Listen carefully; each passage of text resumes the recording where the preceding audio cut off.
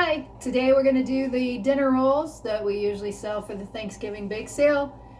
We're not doing the same recipe because that is a weighed out recipe and not everybody has a kitchen scale right now. So I found a very similar volume recipe. So we're going to use that. And everybody's got measuring cups and spoons, so you should be able to make these dinner rolls, and they're very, very, very close to our regular Thanksgiving dinner rolls that we do. All right, I've got 3 cups of either all-purpose flour or bread flour. You can use either one. I'm adding a half a cup of whole wheat flour, so I've got 2.5 cups of my bread flour and a half a cup of whole wheat flour, just to get a little bit of whole grain in there. I've got a 1/4 cup of butter softened to room temperature and divided into 4 pieces. Got a cup of milk, got a teaspoon of iodized salt, and 2 tablespoons of sugar, and 1 egg, and 2 1/4 teaspoons of instant dried yeast.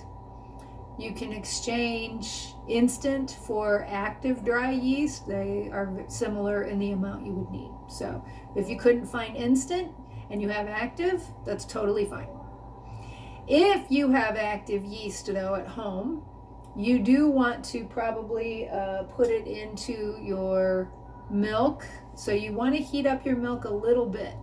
I'm talking barely. I'm talking like take the chill off of it. Remember, if you heat up your milk too hot, you will kill your yeast. So don't do that. So if you are working with active dry yeast and not instant yeast, you do want to kind of hydrate it in your milk. So heat up your milk until it just barely feels warm. Okay, it shouldn't be above 105 at all. All right. So otherwise, stick with the instant. It's a lot easier. It's a lot less thinking you have to do. All right, first let's get the egg wash ready. So for this amount that we're doing at home, just take 1 egg, the egg white and the yolk. The key here is you gotta break up that white. If we leave it like this, you see those little clear spots? Those are going to solidify and become pieces of hard white on top of your rolls. That's not very appetizing. So you really gotta beat the snot out of this egg. You can use a fork, you can use a whisk, whatever works. You could use a stick blender if you have one of those. But you have to really emulsify it.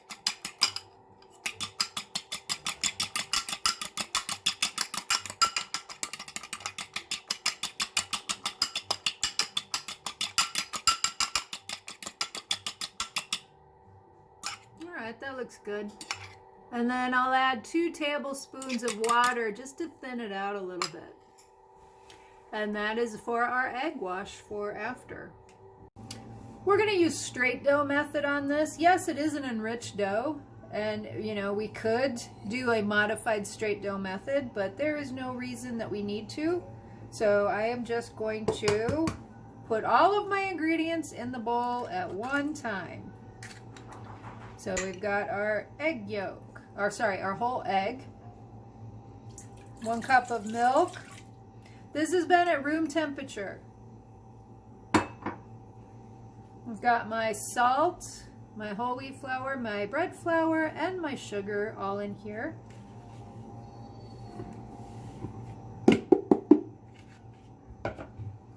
Two 1/4 teaspoons of yeast, instant yeast. Okay, I am going to hold off on my butter. I'll get that mixed in a minute and you'll see.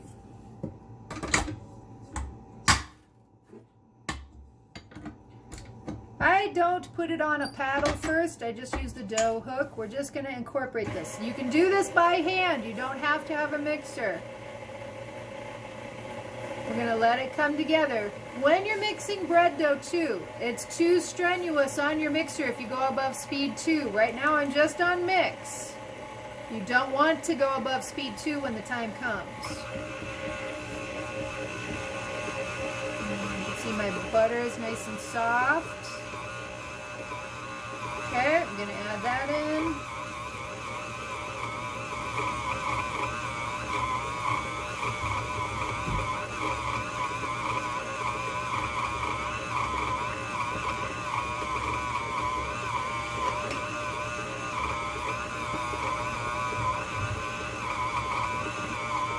And you can see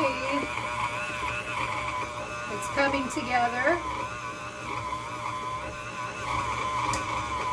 There's still some dry down on the bottom. That's gonna happen. You gotta let it all come together.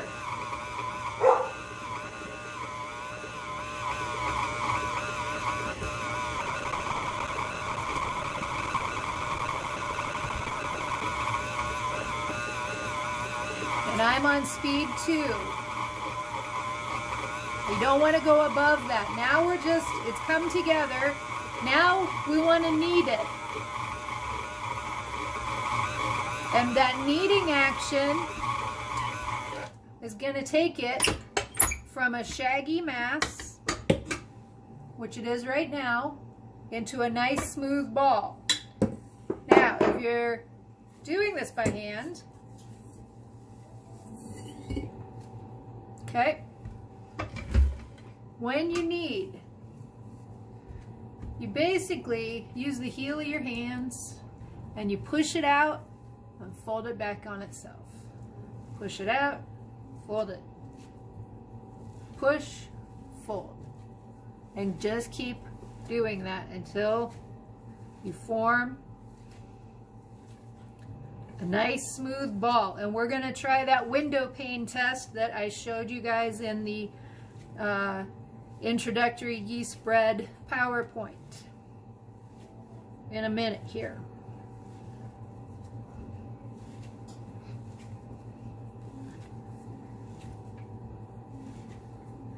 Okay, liquid is nice. We are still not a smooth ball. You see there's a lot of texture here, right? Okay, that has not developed enough gluten yet. I don't even need to check. I'm gonna put it on my mixer and probably let it mix on speed 2 or continue to do it by hand for probably approximately 4 to 6 minutes.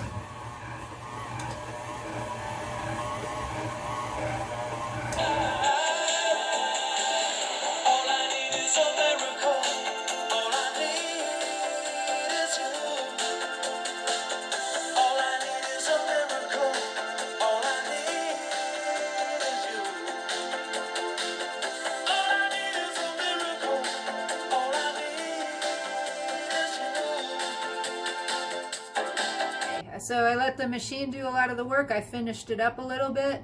One thing I want to show you guys is that this bread is tacky. Sorry, this dough is tacky, but it is not sticky. My bowl, look how clean my bowl is, right? Okay. So how do we know it's kneaded enough? We're gonna do the window pane test and stretch it out. Gently, use the pads of your fingers, use the sides of your fingers. Don't use your fingertips or you're going to push a big old hole in the middle of it. You got to be gentle. And you just keep stretching. You guys are too young for silly putty probably, but it's kind of like working with silly putty when you wanted to make a copy of a comic back in the old days when I was a kid. All right. So we stretch it. And you can see light coming through it, right? And you can see the membranes, but it's not tearing, which is awesome. Okay, so it's ready. All right. So what I've done is it came out and it was kind of, you know, like that, right? I want to realign my gluten. What I meant by that the other day when I was talking about it, just kind of form it into a nice little ball, okay? And now our gluten is nicely aligned so it can start the process. A little bit of oil in the bowl. I'm just going to reuse my mixing bowl here. There's no reason to dirty another dish. Notice, that is not a lot of oil. It's literally just enough to get on the top here, cover your top See, nice and shiny. That'll keep it from developing a skin. Okay, and then we take some plastic wrap, and I'm going to set this over in a warm place, probably by the stove, so that it will rise in about an hour and a half, 2 hours, until it's doubled in size. Okay, so our dough has bulk fermented for about an hour and a half. It's double in size. Looks really nice. I have some oil on the bottom. If you need to put down just a very light dusting of flour, I'm not going to do that, and I will show you why, because it's better to round if you don't have flour down. All right. So if you were going to eyeball these, kind of just degas it a little bit. Notice I'm not punching it like the guy was. Okay, just kind of degas it. All right, pretty even thick. So if I were to use my scale, I would measure them out into 2-ounce rolls.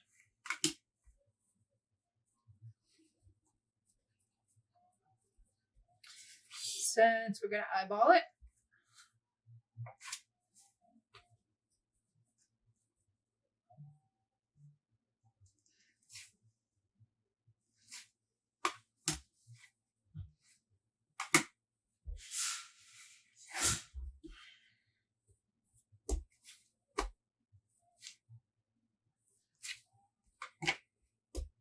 and here. They don't have to be perfect. Okay, let's just pretend they're all the same size. I think some are going to be bigger than others. All right, when you're rolling, my hands are like little claws, and they're little cages, and the dough is rolling and touching like the pads of my fingers and the side of my thumb and developing a taut surface. Like that. Okay. There's 2.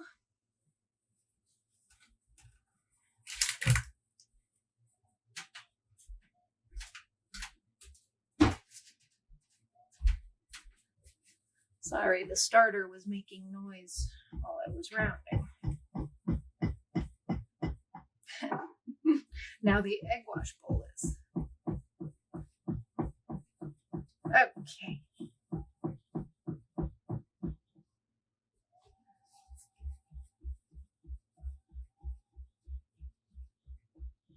Okay, the whole point of rounding is to have that smooth, taut surface all around the top and sides, and then all the ugly stuff's on the inside, okay? And I am using the table because it's got surface tension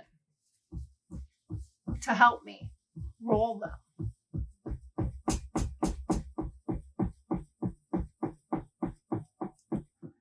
Okay.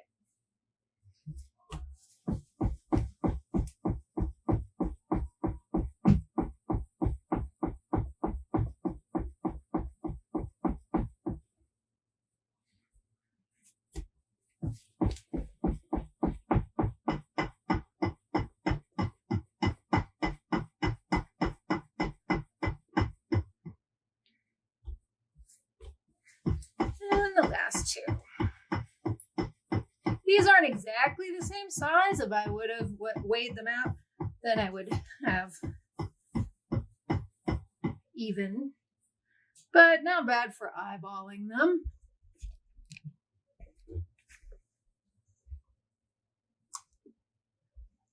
Okay. So if we were going to shape them into a different shapes, this is our second fermentation, which is called benching. Remember benching? And that one goes about a half hour, 45 minutes, an hour maximum. And we just want to cover them with a towel and let the gluten relax. And I'll show you a shape or two. Most of these I'm just going to leave round though. Okay. Alrighty. Time to clean up. Okay. So they have bench rested. Take one. Flatten it out. Fold it. And roll it into a snake.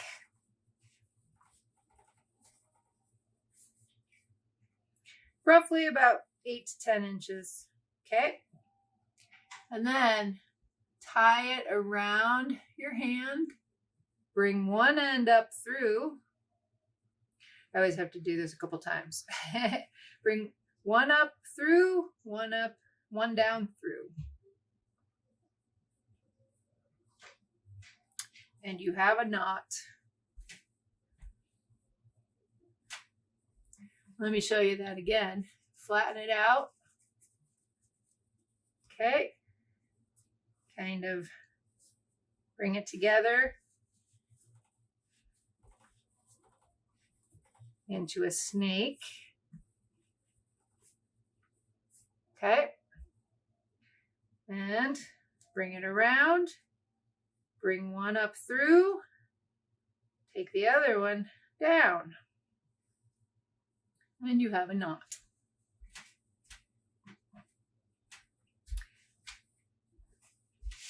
All right, that's 4 knots. I did a couple earlier. Ooh, it came undone. Hold on. Get back in there.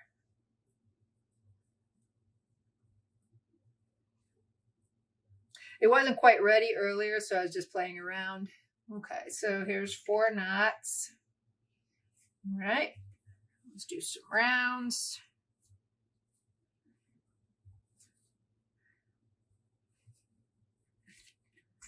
Okay, and then we have our egg wash. I already egg washed these two because I didn't want them to dry out, but I will give them another coat here.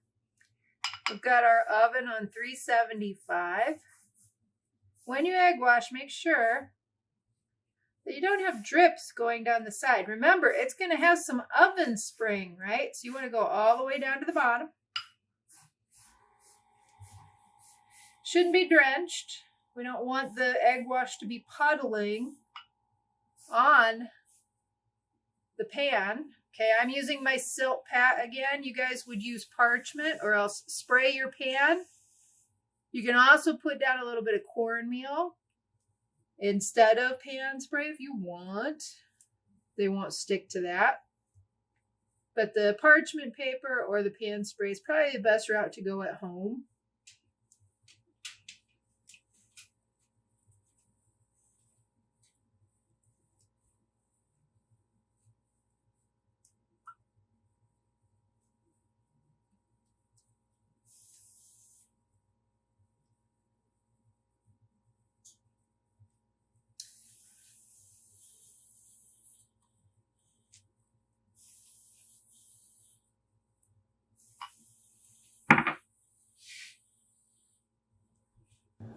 Okay guys, so they have risen. All right, this little guy, I had to rework him a little bit so he's a little smaller because he came undone. So if it comes undone, if you try a knot, that's okay, just tuck it back in. It's not the end of the world, right? Okay, so I made a mistake earlier. I did my egg wash before I proofed them. I do not normally do that. Normally I proof them and then I egg wash them. It is very dry today though, so it was not a bad idea to get a little moisture on there, okay? So not the end of the world if you proof them, egg wash them, proof them, and egg wash them again before they go in the oven, all right? It's not the normal way to do it, but again, keeps from a crust forming on them, all right? So these are gonna go into the oven, 375.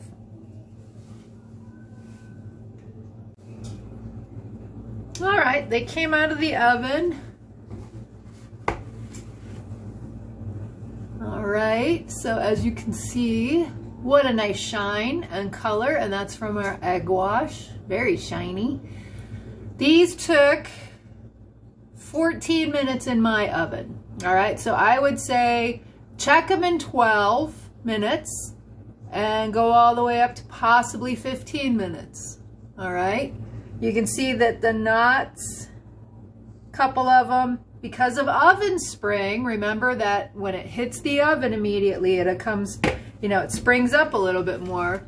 So for example, here, that one that I keep having trouble with, he popped out again. And this one here too. This one stayed, and this one is beautiful. So yeah, it is what it is. Those are gonna taste just fine, right? Okay. And today was also a sourdough bread baking day. So here's a loaf of my sourdough. Here's, whoa, the other loaf of my sourdough. Okay, so it was a bread baking kind of day here in Chef Hall's kitchen. So, happy baking, enjoy.